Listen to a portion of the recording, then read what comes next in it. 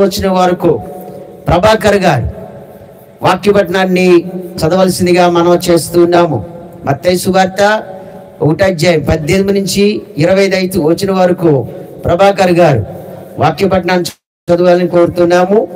అలాగే లూకా సువార్త 2:8-14 వచ్చిన వరకు మరి కాకినాడ నుంచి వచ్చినటువంటి కృప గారు వాక్యపట్నాన్ని చదవాలని ప్రభుపేట వారికి ఈ సమయాన్ని అప్పగిస్తున్నాడు. మొట్టమొదటి వాక్యపట్నము యెషయా గ్రంథము 9:6-7 వచ్చినారు.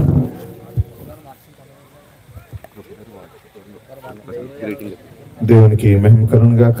లేఖన పట్నం చదువుకున్నాం ప్రియులారా. యెషయా గ్రంథము 9:6-7 వచనాలు. ఏలయనగా మనకు శిశువు పుట్టెను, కుమారుడు మనకు అనుగ్రహింపబడెను, ఆయన భుజం మీద రాజ్యభారం ఉండును.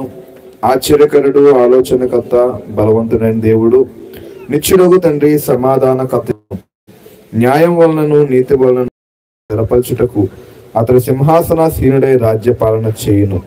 సైన్యములకు అధిపతి యెహోవా ఆసక్తి కలిగి దీన్ని నెరవేర్చును. దేవుడి వాక్యంను మన వెనుకల్లో ఫలించునుక.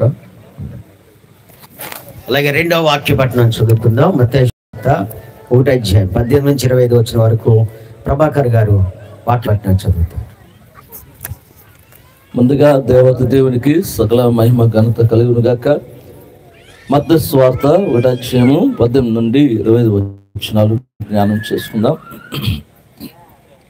యేసుక్రీస్తు జనన విధం ఎట్లనగా, ఆయన తల్లి అయిన మరియా యేసునకు ప్రదానం చేయబడిన తర్వాత వారాక కాక మునుపు ఆమె పరిశుద్ధాత్మ వలన గర్భవతిగా ఉండెను. ఆమె భర్త అయిన యేసేపు నీతిమంతుడే ఉండి ఆమెను అవమానపరచునల్లక రహస్యంగా ఆమెను విడనాడు ఉద్దేశించును.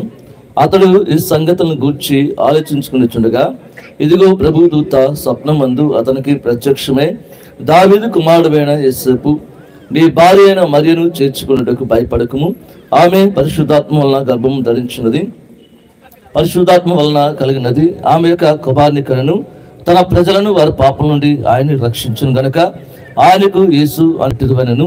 ఇదిగో కన్యక గర్భవతి కుమారునికను, ఆయనకు ఇమ్మానుయేలును పేరు పెట్టుదురు అని ప్రభు తన ప్రవక్తల ద్వారా పలికిన మాట నెరవేరినట్లు ఇదంతా జరుగును. ఇమ్మానుయేలును పేరున భాషాంతరం దేవుడు మనకు తోడని అర్థము. యేసేపు నిద్ర మేలుకుని ప్రభు దూత తనకు ఆజ్ఞాపించిన ప్రకారం చేసి తన భార్యను చేర్చుకుని ఆమె కుమారుని కనే వరకు ఆమెను ఎడకుంటును. అతడు ఆ కుమారునికి యేసు అనే పేరు పెట్టిను. దేవుడు పరిశుద్ధ వాక్యం మనం ఇక్కడ దీవించును గాక. ఆమె మంచిదండి. చక్కటి వాక్య భాగాన్ని చదివినటువంటి ప్రభా గారికి మరి వందనాలు చెల్లిస్తూ, ఈ సమయంలో లూకా సువార్త 2:8-14 వచ్చిన వరకు మన మధ్యలో ఉన్నటువంటి జాన్ బాబు గారు వాక్యపట్నం చేయవలసిందిగా కోరుతున్నాను. లూకా సువార్త 2:8-14 వచనాలు. ఆ దేశంలో కొందరు గొర్రెల కాపరులు పొలములు ఉండి రాత్రి వేళ తమ మందను కాచుకుని చుండగా ప్రభు దూత వారి వద్దకు వచ్చి నిలిచెను. ప్రభువు మహిమ వారి చుట్టూ ప్రకాశించినందున వారి మిక్కిలి భయపడిరి.